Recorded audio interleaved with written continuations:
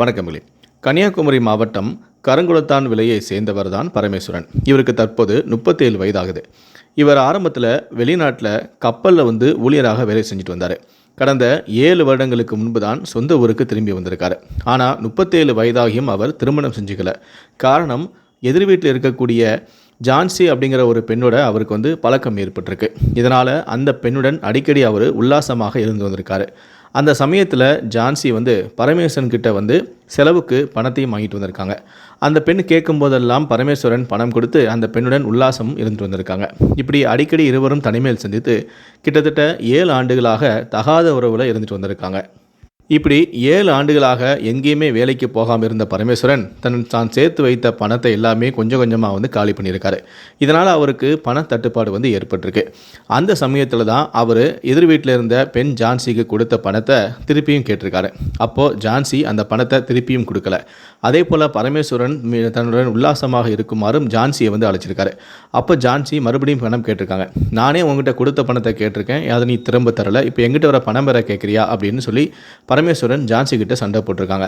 அப்போ ஜான்சி பணம் இருந்தால் கூட நம்ம 2 பேரும் சந்தோஷமாக இருக்கலாம், இல்லைனா விட்டுரு அப்படின்னு சொல்லி போயிருக்காங்க. அப்போ என் கொடுத்த பணத்தை என் கூட நீ உல்லாசமாக இருக்க மாட்டேனா, அப்போ நான் கொடுத்த பணத்தை தா அப்படின்னு சொல்லிட்டு ஜான்சி கிட்ட கேட்டிருக்காங்க. ஜான்சியும் கொடுக்கவும் மறுத்திருக்காங்க. இதனால் பரமேஸ்வரன் தினமும் மது அருந்திட்டு எதிர் வீட்டில் இருக்கக்கூடிய ஜான்சி கிட்ட தகராறில் ஈடுபட்டு வந்திருக்காரு. இப்படி நாளுக்கு நாள் பரமேஸ்வரன் செஞ்சுட்டு வந்ததால் ஒரு கட்டத்தில் பரமேஸ்வரன் மீது ஆத்திரத்திருந்த ஜான்சி மறுபடியும் அவன் எப்பாவது இந்த மாதிரி தொல்லை பண்ணனா அவனை கொன்றணும் அப்படின்னு சொல்லி முடிவோடு இருந்திருக்காங்க. அப்படி தான் கடந்த புதன்கிழமை பரமேஸ்வரன் மது போதையில் ஜான்சி கிட்ட தான் கொடுத்த பணத்தை கேட்டு தகராறில் ஈடுபட்டிருக்காரு. சில வார்த்தைகளையும் விட்டுருக்காரு.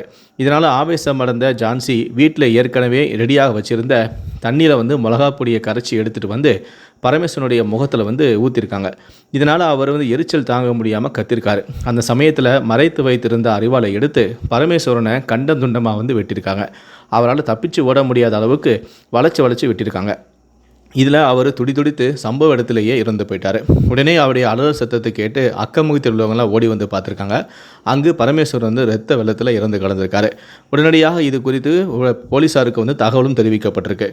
இதையடுத்து விரைந்து அங்கு போலீஸார் சடலமாக கிடந்த பரமேஸ்வரனின் உடலை மீட்டு பிரேத பரிசோதனைக்காக அனுப்பி வச்சிருக்காங்க. பரமேஸ்வரனை அவருடைய கள்ளக்காதலை வெற்றி கொண்டது எதிர்பாராமல் நடந்ததா அல்லது ஏற்கனவே திட்டமிட்டு இந்த படுகொலையை அவர் செய்தார்களா அப்படிங்கிற சந்தேகம் போலீஸாருக்கு எழுந்திருக்கு.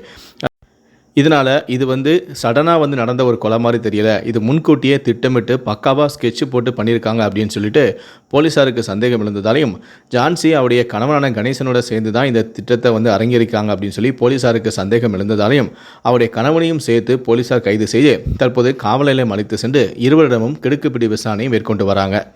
பரமேஸ்வரனுக்கு கண் எரிச்சல் ஏற்பட்டதால் அவரால் சரியாக அங்கிருந்து தப்பி ஓட முடியாமல் போயிடுச்சு.